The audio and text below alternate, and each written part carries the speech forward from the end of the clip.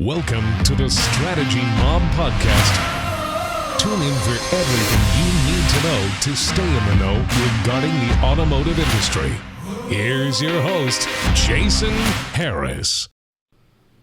Yep, my mic was turned off. Boy, I caught that one quick. Would that be the end of the world? I can hear myself in my ears, and all of a sudden I realized as I started saying it, I was like, I can't hear myself. Something's wrong.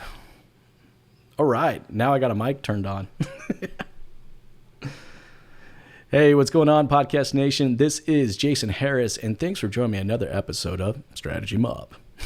Today I have two very special guests, both on the marketing side, one on the agency side, one on the dealer side, so this can be a fun conversation.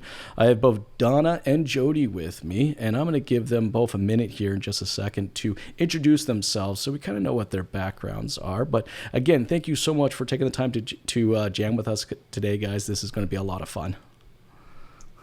You're very welcome. Thank you. All right, to get us started, I'm going to go ahead and start with you, Donna. If you can give me that origin story that is Donna. Do I have to tell you what my likes and dislikes are? Or no?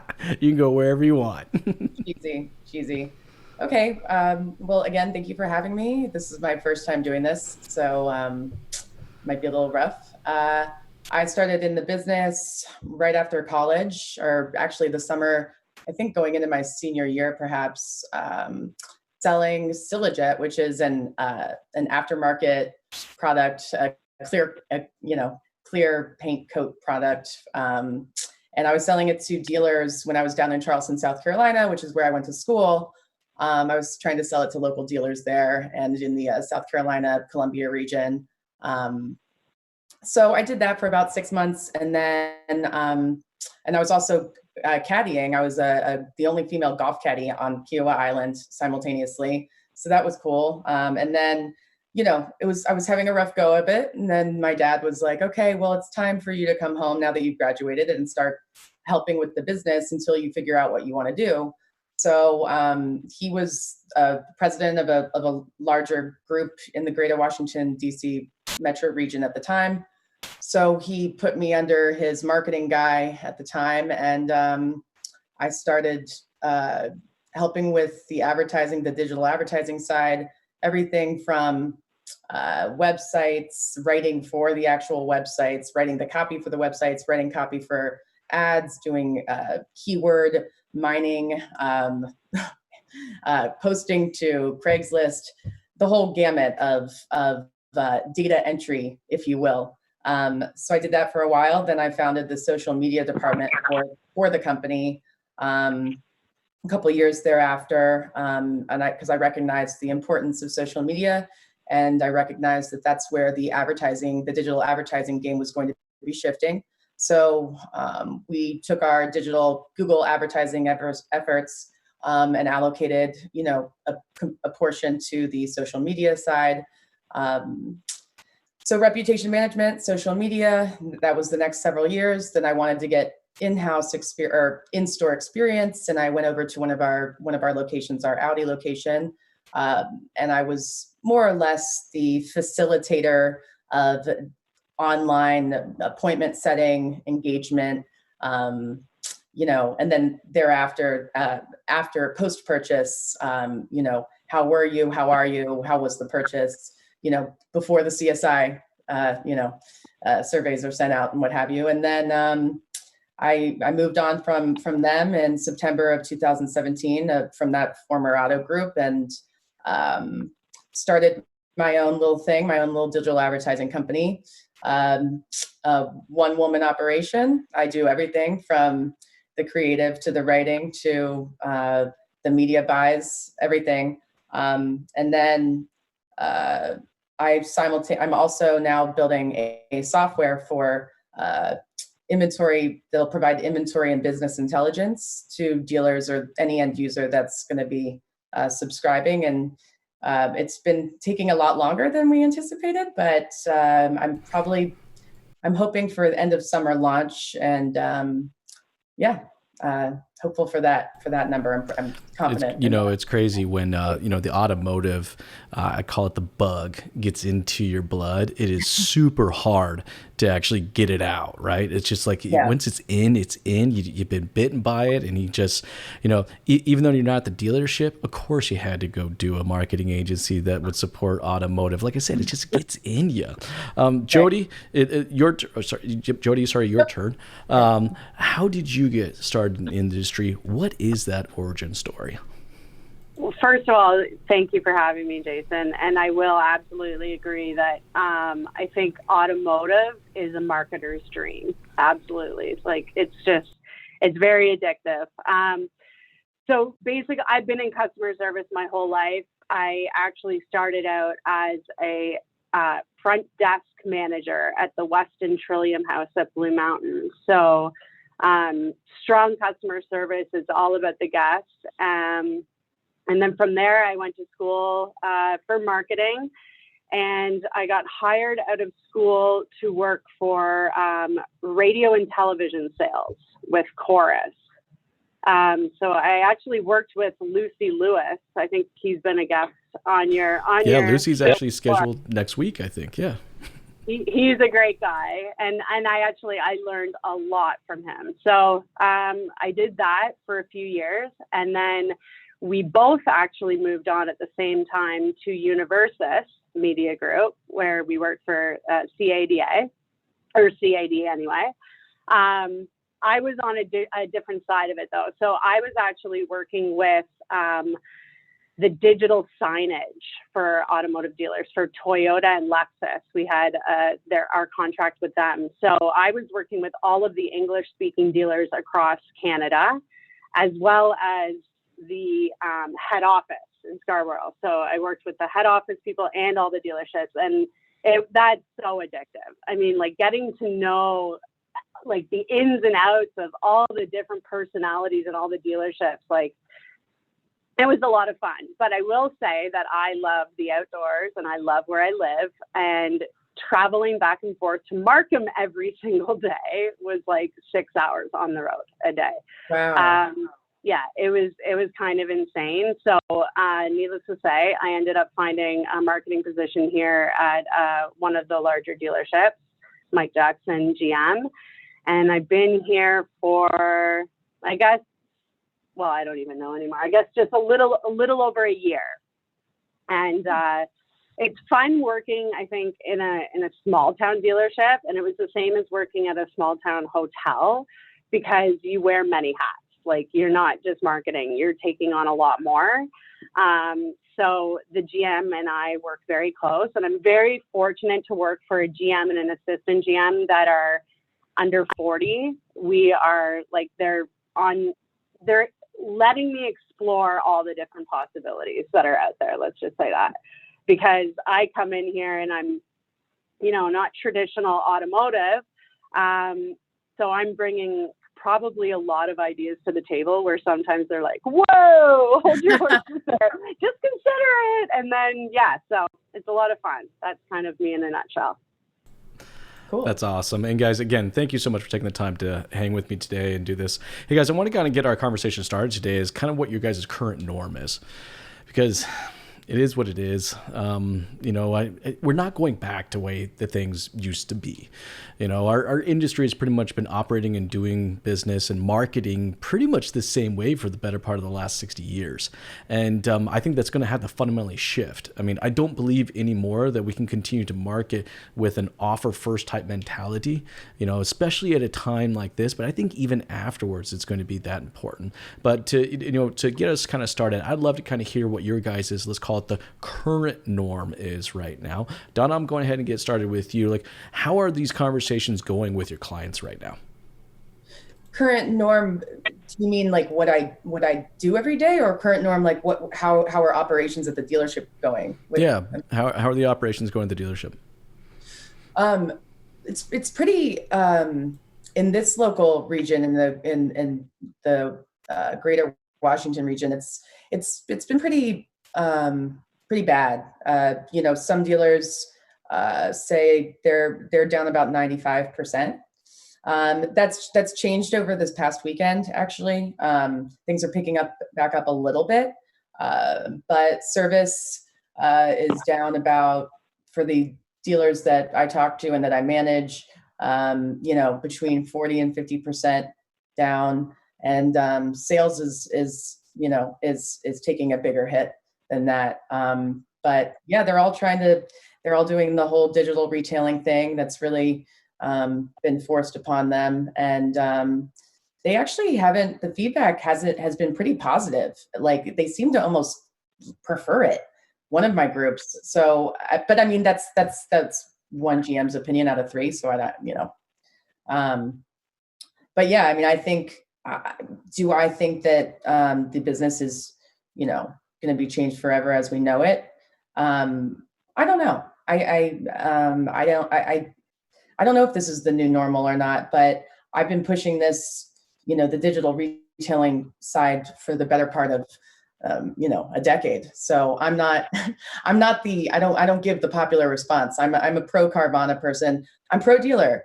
Trust me. I still have ownership. I'm an owner, a part owner of a Hyundai store, and fighting for ownership of 3 others. So I am pro dealership, but I have been very adamant about the fact that, we've been, the modern person doesn't necessarily want to spend their afternoon at the dealership. So I kind of hope that it is the new normal, where you can pick and choose how you want to purchase and own that process. But we don't know yet. There's not enough data yet, in my opinion. No, I think that's very, very true, and well said, Donna. I mean, I think right now, dealerships do have to actually sit there and question themselves, like, how are they going to continue to process sales if they're doing sales right now? But even moving forward, how are they going to do it? And to your point, digital retailing, I love how the fact that we're acting like this is like a new thing. Right. Like, I want this new thing called digital retailing. I mean, I've been in the business for almost 18 years. And I mean, I remember drop shipping Corvettes across the nation 15 years ago. Right. And like, literally, like, we'd have to send somebody, they would go down to a local notary and, sign the documentation so we can confirm that is the person that actually received it and stuff like that. But like, this was 15 years ago. This was like this. So the concept is not necessarily new. In fact, I don't even think it's just the customer has been pushing for this. This is the way they want to have a transaction. That's I would say a more seamless transaction, rather than having to go in and do a 4.5-hour transaction. So I think maybe it's not new, because, like, to your point, Donna, it's been around for a long time. Maybe this is more like the enhanced way, to sell or buy a car, right? We're putting a name on it. We're applying a name on it. But we've been, the luxury stores, you drive 50 miles to deliver cars, to deliver a big body Range Rover, since 2013. I mean, it's totally normal, right? Yeah. Hey, Jodie, I'm curious for yourself, from kind of a marketing position, being at the dealership, how has that changed your marketing message at the dealership? Obviously, have you gone lighter? Have you maintained the same, level of frequency of messaging? How's the message changed for you guys? Well, I mean, I think it all started, it was maybe around the March 20th day that it was basically like, okay, so people were starting to walk in our doors, they're coughing, they're sitting in our offices, and I just started going, okay, at this point, like, we need to close every single door except for one door, our front door, funnel them all in, put signs up everywhere, just saying, like, if you have a cough into your sleeve. I find that funny now because I still see the signs up, and it's like, yeah, right. If you have a cough, go away, please. Like, don't come here. Although we can't say that. I think it was basically the next day that I had to take all those signs down, and we closed our doors temporarily. Maybe shouldn't be saying this, but we actually had a possible case, not our sales manager's wife. So it turned out to be negative, which is really, really good. But so basically we had to close our doors to do our due diligence, because at this time, nobody was testing, the husband and everybody, and we had no idea. So it's like, okay, for at least 14 days, we've got to at least close. And at that point, it was just put a pop-up message up on our website saying, you know, we're closed temporarily. Your business means the world to us. Please know that you can get in touch with us. Now, I will say that myself, our assistant GM, and our GM have all been here the whole time. So, I mean, whether we were sick or not, we were all in it together. So it's been actually a lot of fun because I'm getting to know the service side a lot. I'm getting to know all aspects of the business, which for me is a bonus. And I actually think that with everything that's happened, there's a real silver lining, just like we were saying, that business is changing and it needs to change. We need to be able to do video walkarounds, which people are doing anyway, but I can tell you right now, a lot of the guys don't. We have guys that have been here for 30 years.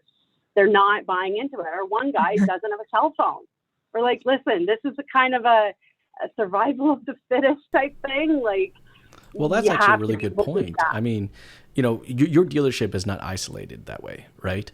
There are a ton of dealerships out there that have, you know, that salesperson that has been with the business for a long time, have done amazing things for the business, but they just never really embraced any type of new technologies. They really struggled to embrace the CRM system. They really struggled to embrace any type of video system. It's like, I hate to say it, but, you know, I'd love to hear your thoughts on this, Jodie. Do you think, you know, the day of the old dogs are done? I don't want to say that because, like, at the same time, we're in this, like, this bubble where a large portion of our audience, like, so we have 4 brands, and Cadillac and Buick, well, guess what? They attract an older audience. So, I mean, our biggest seller are Chevy trucks, GMC trucks. That's huge. We do the fleet program. We've got our fleet guys for that. So there's still a place for them, obviously, right now. They've got their customer base. But when it comes to new leads and everything right now, our younger guys, I'm feeding it to our younger guys right now. You've got to be able to jump on Zoom meetings. You got to be able to do walk around videos and feel comfortable on video. Like, you got to do that. And one of the other cool things, like, thank goodness, because we were just talking about digital retailing, is we just jumped on Moto Insight. I don't know if you know that, the digital retailing tour. Yeah, very cool product. We just signed on with them right before this. So we were scheduled to launch April 6th. And I'm like, and I mean, like, I have wanted this. Like, everybody, you know, everybody shops Amazon. Everybody shops digitally. I will say that the customer wants to be able to play around with pricing, but I don't know how comfortable they still are buying a car online. At least where we are right now, they're not taking it to the full advantage. That's what I'm seeing.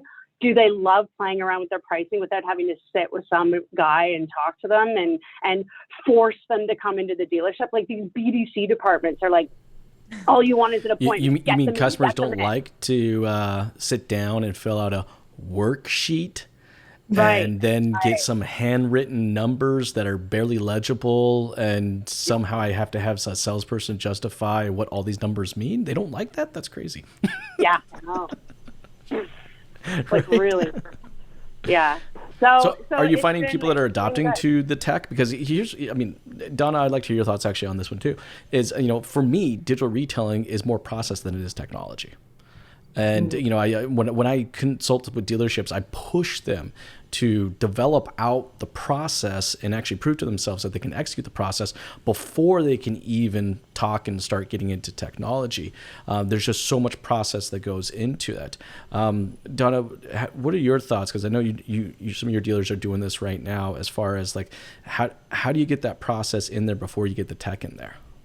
Well, ironically, I've been pushing that process of finalizing the deal before they came in anyways, which was not, it wasn't particularly popular either at the time, but it alleviated a lot of unnecessary time and wasted time. And, it alleviated the pressure for the salesperson, and the sales manager and the finance department. Well, depending on how you want to look at it. But to know, to already have built a rapport and involved, a back and forth through digital correspondence, through, texting, emailing, talking on the phone. I mean, I facilitated 4 to 10 sales a month, probably when I was at the Audi store, by never picking up the phone and definitely never talking to anybody. So I'm a texter, I'm an emailer. That's, I like having things documented. I guess, unfortunately, multitasking, which I'm trying to get away from. But either way, to already have things just lined up and already have things figured out before the customer even gets in there, gets to the actual physical location, or the delivery is made, makes things. Everybody benefits from that, especially from time consumption wise, and for how when it can get a little awkward with the back and forth on the payments, as opposed to having the customer come in fresh, and then there's 3 and 4 back and forth between the sales tower and the customer, and those days are just gone, and they should have been gone, quite frankly, probably the better part of a decade ago, in my opinion. But I'm curious, Jodie, are you seeing that? I mean, I know I know Moto Insight's a new tool for you, but I'm just curious, as early as it's been, have you seen less negotiation happening because the tool answers a lot of these questions that much faster? It's very new, very new. But I will say that we already had a website that kind of shows you, you can play with your payments already up front. So, I think that I agree with Donna, like the change needs to happen. And so one of the things that I find kind of funny is that if somebody texts us, so we have Podium on our website, it's our chat, and you put in your text. And so this is so we're trying to say, text them back. If they contact us on Facebook Messenger, message them back. Email them if they want email. Do their preferred method of communication. And I keep seeing them. I saw it today again. One of my guys, and he's like, "Here's my phone number. Call me." So first of all, you need to be calling them. That's classic. And second of all, and I'm not trying to pick on them, but it's like I'm trying to just show them a new way of going about it. If they want to text them. If they want to message you, message them, right? And I know there's a lot of channels that it can be confusing. So I'm just trying to guide them along the way, I guess. But. What I find really kind of interesting is you're talking about, connecting with them and communicating with the customer in the channel that they want to communicate with. Here's something that's always blown my mind. Every single website provider out there, every form on a website solution still only asks for 2 things: email and phone number. That's it. Am I the only one that thinks this is kind of crazy? I mean, we all know best practices is to communicate with the customer in the network that they want to communicate with. I mean, for example, we've been doing a lot of communicating before this podcast. I mean, you guys know that if you communicate with me through LinkedIn, I answer quite quickly. Phone calls, I don't answer too often. Text messages usually takes me a little longer because I'm usually doing one of these podcasts. So it's communicating with them, at the level that they want to communicate, which I think actually goes into kind of my next question I had, which is more around marketing. Because I think the message that we're putting out there now on how the customer communicate with us, but also how the customer can actually engage with us, both on the service and sales side, is going to change a lot. So, Donna, I'm going to start off with you first here. How do you see the new norm of marketing messages look like, and how is that different from maybe in the past? That's actually something I haven't fully, the actual, the initial engagement or the overarching messaging. Yeah, what is that overarching messaging? What's that first message we hit them with? Well, I focus my clients on that it's not about you to the dealer, and sometimes we butt heads a little bit because it's my logo isn't big enough, and it's got to say Sunday, Sunday, Sunday in all red and yellow and yellow exclamation points or whatever. So from a creative and a design standpoint, I get into it with them, and that gone are the days of in your face loud used car salesperson. Open your computer or turn on the TV when anytime that there is actually an opportunity to watch a commercial and you see a Google commercial and you've got simplicity, cleanliness, and it's all about you, and you've got a message that makes the person or the viewer evoke emotion. So make it about them. Make them, you have to be empathetic, and you have to make everything is just about you, or just about the customer, not about you, not about the dealer. It just doesn't. It's not about you anymore. That's a really good point. I mean, we can't market for ourselves, which in the past, to your point, Donna, is really what we've been doing, right? Huge discounts, low lease rates. It's like, but that's not that's in our benefit. I mean, that's putting messaging out there that benefits us. I think the new normal, what the new expectation is going to be for customers in our marketing efforts is that, it's almost like we have to identify the with them, the what's in it for them before they even want to hear any offers, and I think there's going to be a lot of people that they're anxious. Like, if I have to buy a car from you, what does that look like? If I need to service your vehicle, I mean, I'm just looking outside my window right now. My Nissan Maxima still has snow tires on it, even though it is snowing right now. But it's May. This is crazy. But like, I'm going to have to go change those tires soon. And like, I don't even I haven't gotten communications from my local dealership of how the hell I actually do that. So Jodie, this is actually a good lead into, yeah, right. Jodie, this is a good lead way into the question for you is, at your dealership, what are you guys communicating right now as far as a marketing message goes? Well, right now, I mean, with the COVID situation, we're just trying to let them know that they can communicate with us in any number of ways, however they want to. But I think we've kind of touched on that. One of the things that, and I agree with both of you on this, I cannot stand the in-your-face corporate messaging. And I mean, okay, so let GM do that. Let Cadillac, let Chev, let GMC, let them tell you what the deals are. If they want the deals, they're going to find the deals. The only thing that's going to make Mike Jackson GM different from anybody else are the people and how we are in the community. So we are heavy supporters of the local hospital. We sponsor the CSRA, which is snowmobile racing circuit in Canada. We're the major truck sponsor, so the winner gets a truck.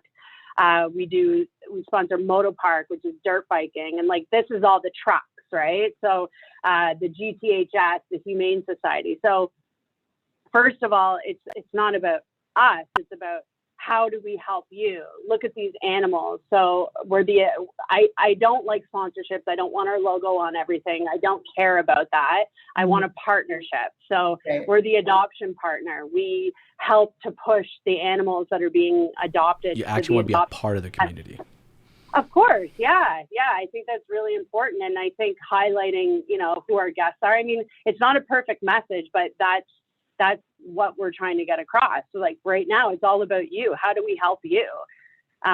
So yeah, even to when they come into our dealership, I try to give them a 5-star guest experience. I basically call them guests because that's what you are.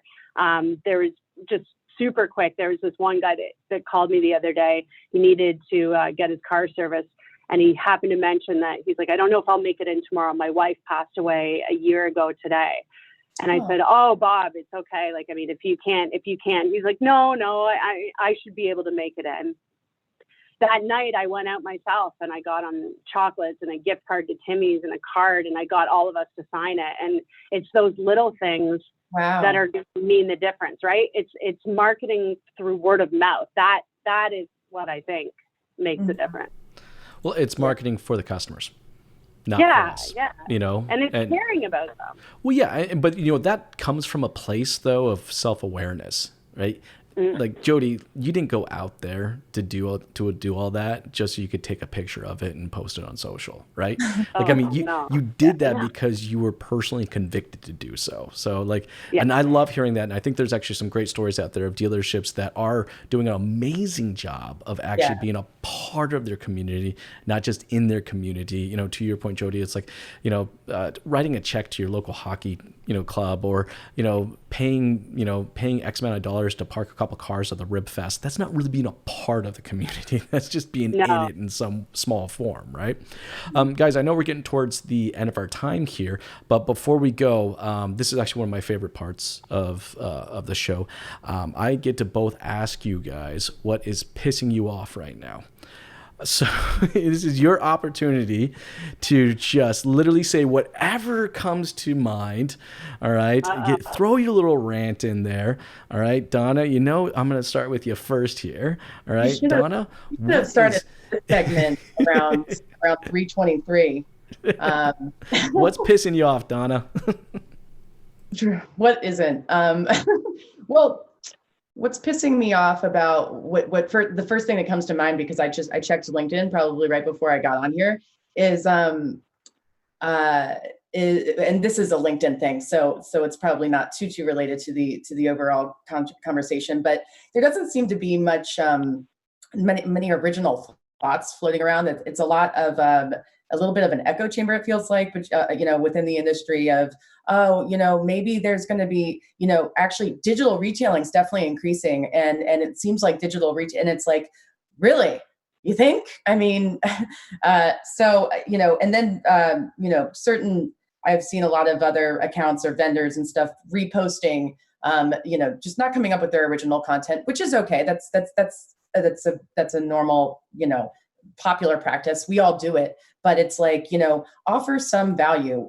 Put your mind, put yourself in the shoes of a dealer who is laying off, multiple people right now, furloughing people, and, is hitting lows and having to answer to ownership that are used to seeing X amount in distribution checks every quarter. Put yourself in those people's shoes and try to resolve and solve for the solution, as opposed to just being an echo chamber of what you think is to come. I think that's probably pissing me off the most, is that and people being a little insensitive to what other people's ideas are, and then just blasting what their product is or what their software or their solution is you need to be able to pivot in this industry, especially now. You need to be able to speak educated, be educated and experienced enough to pivot and to say, what, maybe that is a good solution. Maybe we can apply our software that way, and not be so finite in their thinking and their applications of whatever it is their role or their vendor or their software products are. That's probably a standout for me right now. No, I agree with you, though. I think we do need, as an industry, deploy a whole lot more EQ, and not just with our customers. I mean, for sure with our customers, but even just as an industry together. It's like, if you're going to go put a webinar on, if you're going to go live, like, have a plan. Like, try to bring some value, either, in real education or either entertainment. I'm cool with just straight up entertainment sometimes too. All right, Jodie, you are up. We want to know what is pissing you off.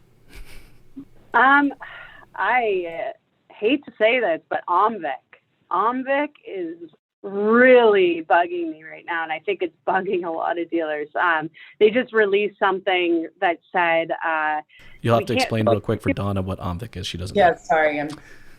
Yeah, sorry. ONVIC is our governing body in Ontario that gives us our rules of operation, and they're supposed to protect both the dealer from curbsiders and the customer from dealers, I guess. And right now they're actually pushing ads that are, I would say, scaring consumers about dealers, like we're these evil bodies. So they're trying to say we cannot at this moment do test drives even remotely. So we're trying to figure out. So basically you have to take them to the altar. They need to buy the car. And then we figure, how long does a test drive take? 15 minutes, 20 minutes? Sometimes maybe they take it overnight. They're not driving it 24 hours straight. So we, as a dealership, decided we'll give them 48-hour cooling off period. If they don't want the vehicle at that point, they can bring it back to us. ONVIC is pushing out there 7 days or 700 kilometers. What test drive is 700 kilometers? And that's what they're pushing to consumers right now. So I think that's a bit of a sore spot, and that's kind of driving us nuts. We need kind of CADA or TADA or whoever it is to kind of lobby for us to be able to do remote test drives and do it in a smart fashion. But this is just like, it's killing us. How much longer is this going to go on for? A month and a half for us to not be able to sell cars? Like, I That's mean, no longer even a new car anymore. Exactly. I know. Yeah. So Wow. that is very frustrating. And they're basically saying it's illegal when it's not. This is just their example, but they're pushing that out there. Yeah, their language is totally wrong. Yeah, exactly. So anyway, that's my rant. Wow. Actually, no, I'm with you there. Donna, we have several different governing bodies up here that actually oversee kind of the sales efforts and marketing efforts actually of dealerships, which is actually really different because I'm originally from the States. When I moved up here, I was like, I'm sorry, I have to pay for a license to sell cars? That's a funny joke, but no, it's a reality up here. Anyways, guys, I know we're at the end of our time today, and I just wanted to say thank you so much for taking the time to jam with us.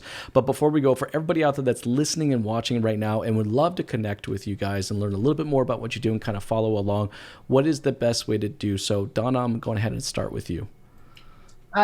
Best way to get in touch with me is definitely on LinkedIn. Just look me up, Donna Bavely, Bavely.